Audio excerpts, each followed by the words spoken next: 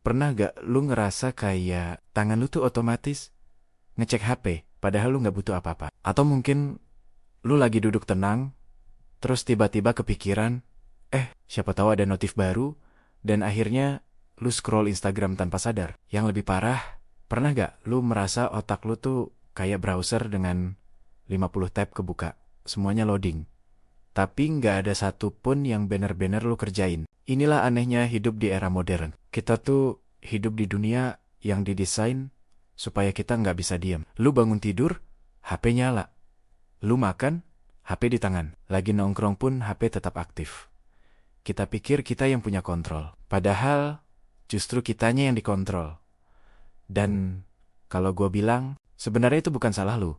Tapi memang sistem yang lu pakai setiap hari memang dirancang untuk mencuri fokus lu sedikit demi sedikit. Hari ini, gue mau ngajak lu masuk ke satu perjalanan penting. Gimana caranya? Digital detox bisa bikin lu balik ke versi diri lu yang paling fokus, paling kreatif, dan paling hidup. Pertanyaan besarnya adalah ini, kenapa sih kita makin susah fokus? Dulu, fokus itu hal paling natural, kita bisa duduk, mikir, ngerjain sesuatu sampai selesai. Tapi sekarang, fokus terasa seperti sesuatu yang langka.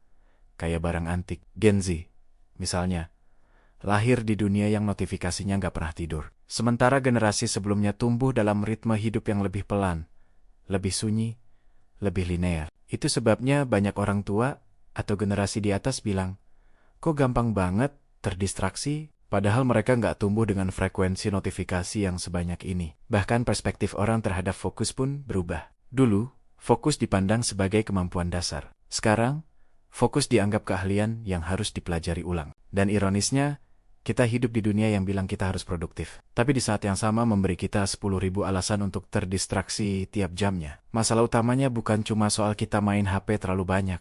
Ini lebih dalam dari itu. Kita hidup dalam sistem digital yang tiap bagiannya notifikasi, aplikasi, timeline, rekomendasi dibuat bukan untuk bantu kita, tapi untuk bikin kita betah selama mungkin. Platform media sosial bekerja dengan prinsip yang sama seperti kasino. Lu tahu kan? Lampu terang, suara kecil yang nyenengin, reward acak yang bikin kita penasaran. Bedanya, di kasino lu sadar bahwa lu lagi main game, tapi di HP, kita nggak sadar kita sebenarnya lagi dimainkan. Itulah sebabnya, otak kita makin cepat capek, tapi makin sulit berhenti.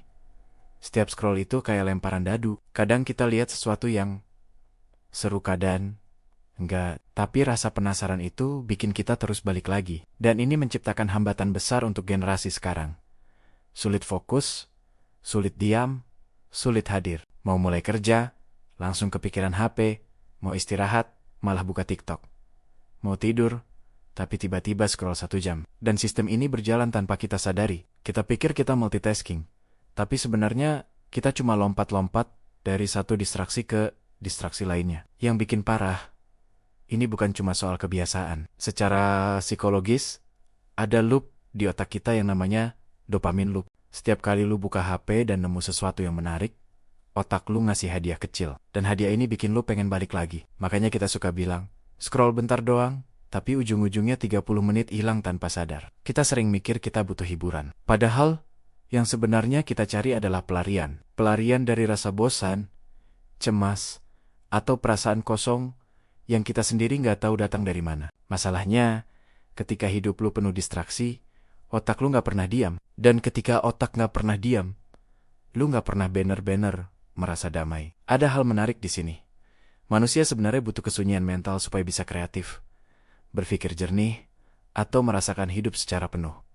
Tapi kesunyian itu makin langka. Kita malah cari distraksi sebagai bentuk kenyamanan. Padahal, kenyamanan itu palsu. Makanya penting banget untuk mulai mempertanyakan, kalau gue terus-terusan kayak gini, sebenarnya apa sih yang gue kejar? Mungkin bukan notifikasinya, mungkin bukan hiburannya, mungkin yang kita cari adalah kendali atas hidup kita sendiri. Pertama, coba lakukan audit kecil. Lihat waktu layar lu, bukan untuk menyalahkan diri sendiri, tapi untuk sadar dulu. Kesadaran adalah awal dari perubahan apapun. Kedua, mulai triage notifikasi. Matikan semua yang gak penting. Lu gak perlu tahu setiap kali ada update, grup keluarga besar, atau promo e-commerce jam 2 pagi. Ketiga, bikin batasan digital. Misalnya, nggak bawa HP ke meja makan, atau 1 jam sebelum tidur mode airplane. Kedengeran sepele, tapi efeknya besar banget. Lalu coba lakukan 1 hour focus block, 1 jam penuh, tanpa HP, tanpa notifikasi, tanpa distraksi. Mau buat kerja, baca buku, atau sekedar duduk sambil minum teh. Lu bakal kaget betapa banyak hal yang bisa lu selesaikan dalam 1 jam tanpa gangguan. Kalau mau yang lebih ekstrem, coba digital sabat. 1 hari dalam seminggu tanpa media sosial. Gak harus langsung total. Mulai dari setengah hari, dulu juga gak apa-apa. Ini bukan soal jangan pakai HP. Ini soal ngambil balik kendali dari sesuatu yang diam-diam ngendaliin hidup lu. Jadi, apa yang gua pengen lu bawa pulang dari video ini? Sederhana.